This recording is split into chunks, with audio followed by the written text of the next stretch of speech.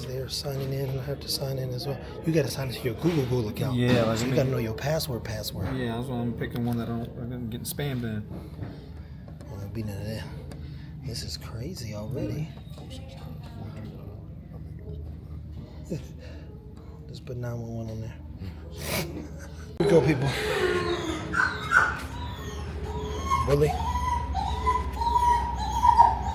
Bully type dog. Bully type dog.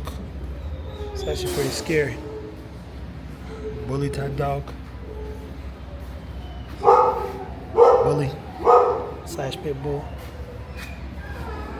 That dude there.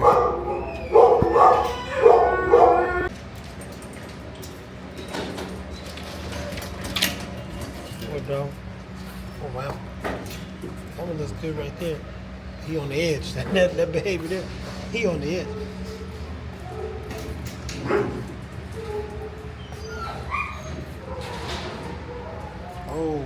Whoa.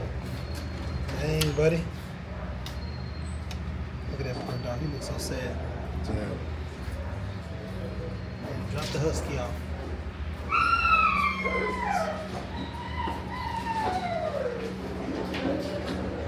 Ooh.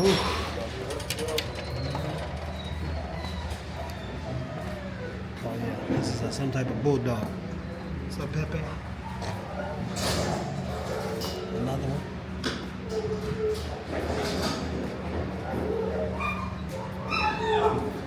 Go ahead, get in front of me.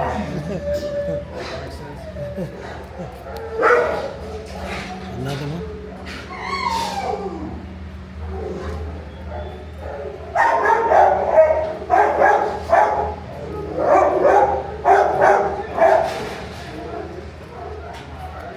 What's your name? Veronica.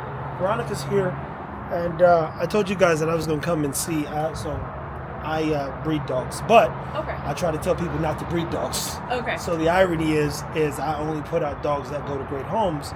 But the scary part is, we walked through 2 rows here. We've seen quite a few bully type breeds, pit bulls. She told us that over 50 dogs are dropped off a day, roughly 30 to 50. Yeah, on any given day, 30 to 70. So 50 is a pretty average number. A day. What causes somebody to drop a dog?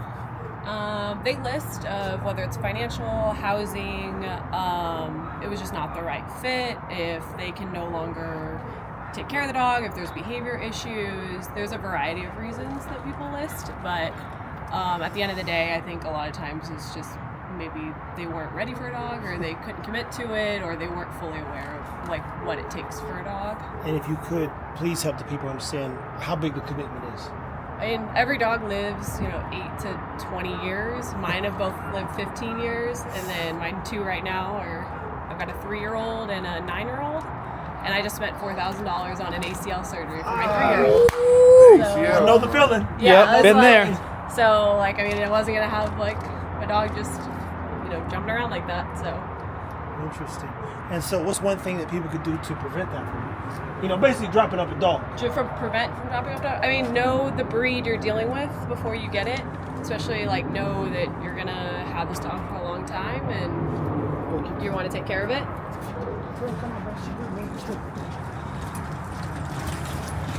And what made you want to volunteer? So, I actually came in August to donate some stuff and then saw how many dogs there were here. And actually, both my dogs are from breeders. So, I've purchased dogs from breeders normally. And then saw what was going on, so I ended up fostering my first dog. My friend adopted him, he loves him, and then I started volunteering here, and now I've fostered 4, and they've all found homes that are wonderful, great fits for them. And fosterings before they get put down per se? Yeah, so the last dog I fostered was supposed to get put down at 11 a.m. I called at 10:55, and no one had claimed him, no one was going to pick him up, so I grabbed him. He's a German Shepherd puppy, 9 months old.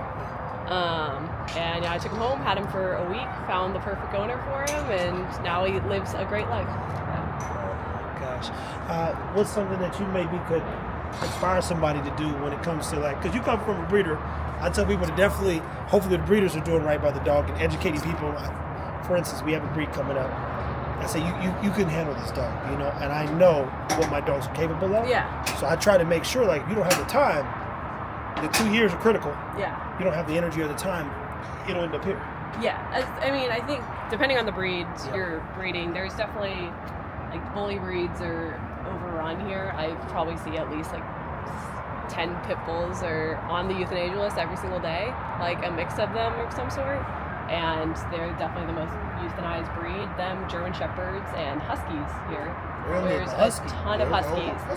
Huskies are hard dogs. They escape, they howl, they dig. Like, you have to know what you're getting into when you get a Husky. Or if you aren't, you need to be able to learn and train or pay a trainer, find out the resources to help the dog, or else it's going to end up here.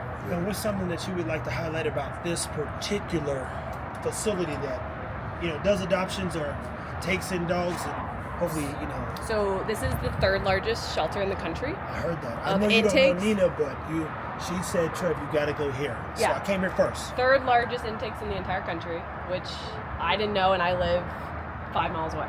So, and I've lived here for 10 years. I'm not new. But that you can pretty much find any breed here. I would start here, then try to go to a rescue, and then if you still aren't finding what you're looking for, then it's like, you know, go to a breeder and fully try to understand, like, especially if you're looking for a breed that's already here, why did it end up here? You know, are there things behavior-wise? Is it a financial commitment? Do you have the right housing laws, apartments? Like, there's so many things that we've seen that the dogs end up here, but 20 to 50 dogs a day, or 50 to 70 dogs sometimes a day. That's crazy. I mean, there's 350 here right now, and there's 500 in foster homes. So, so you guys, like, capacity right now is like over 800 dogs to select. Just from this one facility. One place. And the fosters are considered a part of you guys' program as well. Yeah, I foster, so they're in their network. They're online. Every single dog's free to adopt too. Every single dog is $0. They come spayed, neutered, like microchipped, up to date on vaccines, thousands of dollars of, you know, medical care.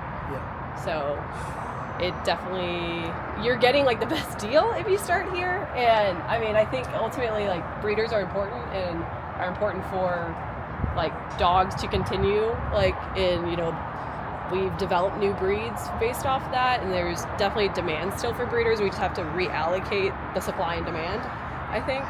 It's a good way to look at it. Supply and demand. People say, y'all getting these dogs thinking somebody wants your dogs, and now you sitting on dogs asking me, can I sell your dogs? No. Yeah, so I mean.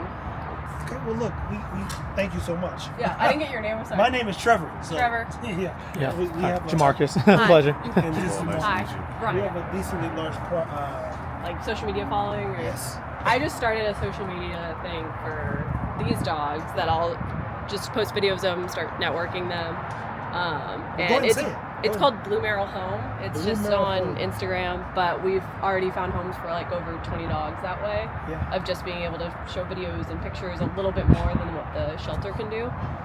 Well, what we're going to do, people, is we're going to tag this on all our platforms so people know where to go and follow and learn more about adoption. I think adoption is a good thing. I'm a breeder, so it's difficult for me to say, hey, go and adopt a dog because I want a specific dog to be a certain way. But also, as you know, we pace ourselves. Yeah. And we maybe do 2-3 breedings tops a year, and we have a lot of people who want our dogs, and then we give them a whole plan.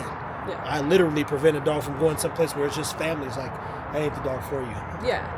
I mean, I think that's exactly what you need to do of like breeders and shelters and everyone can totally coexist. If breeders disappeared, then we'd have a shortage of dogs, and then we'd end up with even worse backyard breeding, which is a lot of the reasons some of these dogs are here. You've seen them, they'll come in and you can tell this dog's had over 7-8 litters, or as many dog litters as a dog And can did you have. know legally a dog can only have up to technically 6? Yeah, these dogs they get into a medical condition that's insanely sad. No one wants them because now they're gross, and now this dog has produced dozens of puppies for other families, and whoever was doing it left them here. And what's crazy is even registrations will only allow at most 4 registered breedings, so you got to be strategic. I don't think these are being registered. So. That's the only time paperwork actually matters, is when someone has to be very mindful of who they're breeding, how many times, and what they're trying to achieve, and hopefully there's a goal behind it. Well, I mean, our goal is to definitely come back and potentially highlight some more stuff, and we're going to walk through some more, but I tell you, man, it's already troubling with the things I've seen, because you got... I guess what kind of breeds are... Well, we have American bullies. Okay, I mean, I know people pay a lot of money for, like, a really well-bred, like, American Bull. Like, so... And we do it right. I only come back into the space to educate, so we literally came down here so I could continue to educate and hopefully motivate people to slow down. Yeah. That's the one thing I said, look, slow down. Everybody thinks you got to get a dog and rush the process, get some money, and then they send them dogs and don't have no money. Then, as you said, and I know, because people have messaged me like, hey, this dog's got bad allergies or he's peeing too much. I'm about to take him to the shelter. I'm like, because he's peeing too much?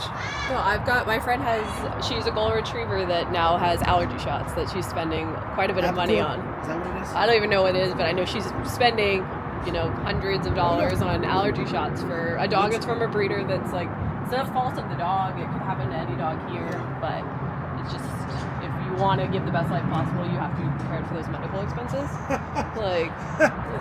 I just spent $4,000 on my an ACL. So believe me, I understand your position. When I tell you 2 legs in, 5 and 4. So that's $9 easy dollars. And it wasn't easy to be good. $9,000 good dollars to some legs just because we want to keep the dogs alive.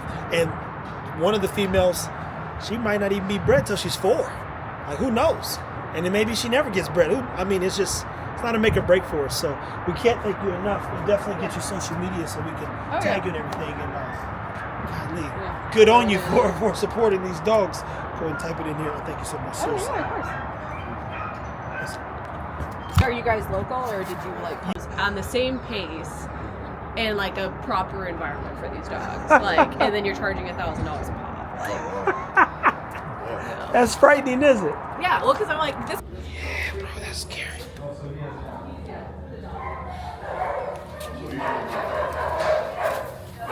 Thanks, boss. And I would say like 10 to 20% of strays actually get reclaimed. Really?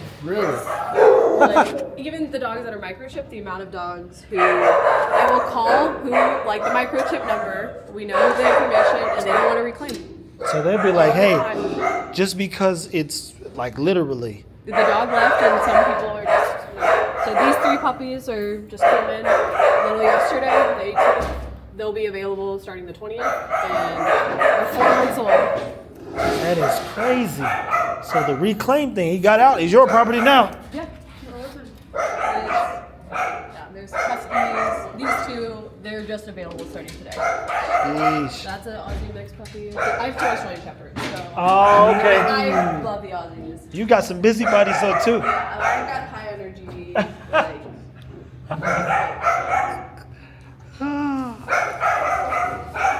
This is crazy, man. This is crazy. Storm? Yeah. Your cousin, what's it called? They drop Storm off. I think we should still alive. Yeah, you saved her life. Yeah, she was. I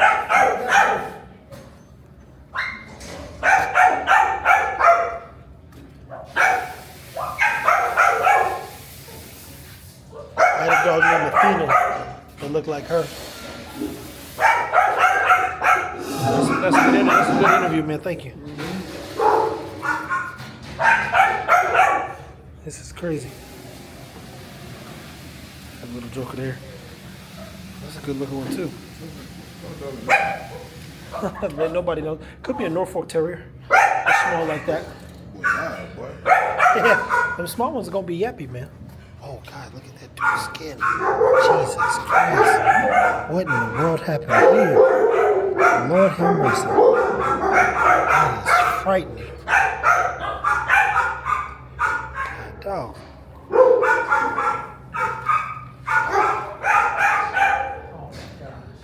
I know. Space, so when everything's open is when they get thrown. And that was the original construction of this in 2006. Then the rest of this kennel was supposed to be lost and found. If people lost their dogs, this is where the dogs went. So it used to be a lost and found. Now almost all these dogs are also found. Oh wow. So there is this room, This goes down 3. There's 4 on that side. Oh gosh.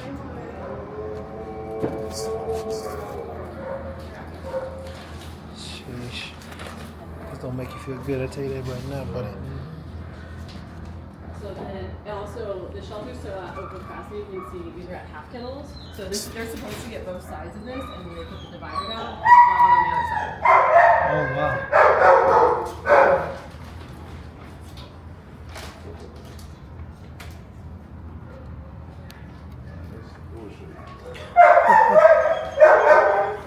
Most people, when they come in here, they cry.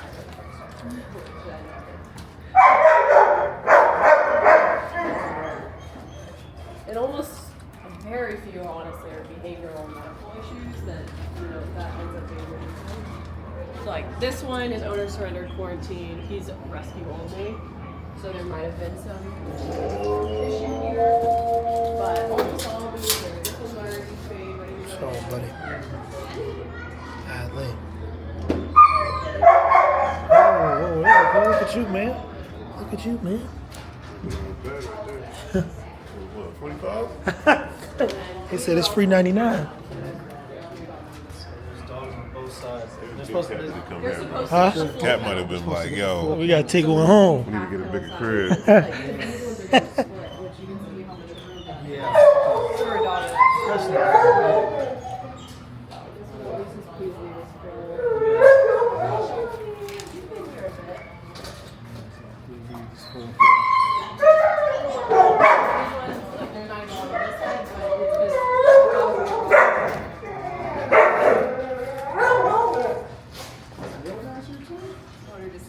Oh, died. The little Yorkies. supposed to be puppies now. It's kind of just random smaller dogs. But, this is another. But Mark's getting that content, boy. Hey man, it's all purposeful. He got that tent now. Smells righteous in here. Smells righteous in here. Oh, God.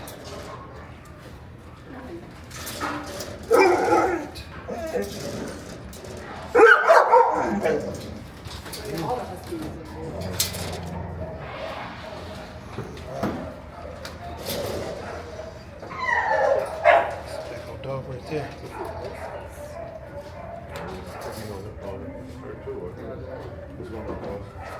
This boy just He's a big dude. That's probably one of them wolves. This is what I want.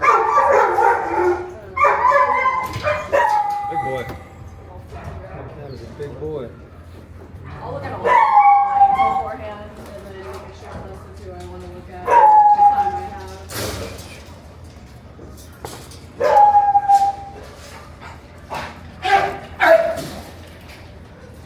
Lord have mercy.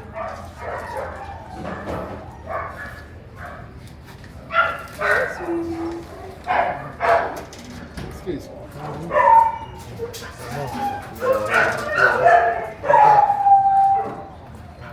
It's a good look one right there, too.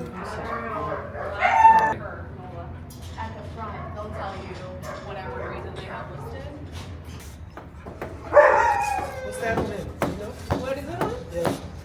Does he have another thing? There's like I think it's a tumor hanging up from him. Oh, that the dog's like on hospice. I think. On his way out. I know there's a one volunteer. Have you heard of the Power Dog Rescue or the Power Dog? Yeah, that's all the dogs are from here. Pretty much. There's a volunteer who fostered them that's gonna try to take them.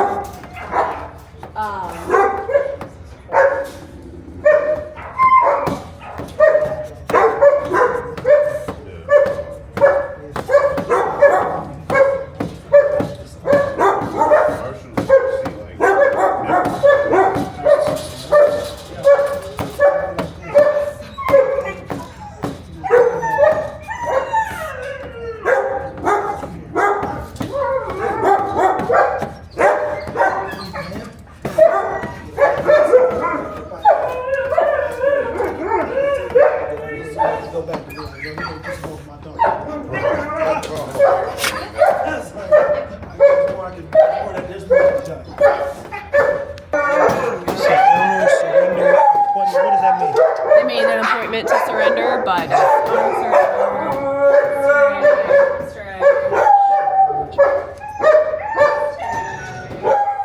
Strays. These don't look like strays though, some of them.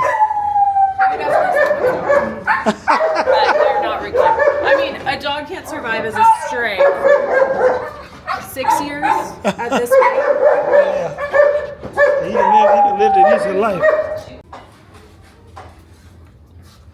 Oh man.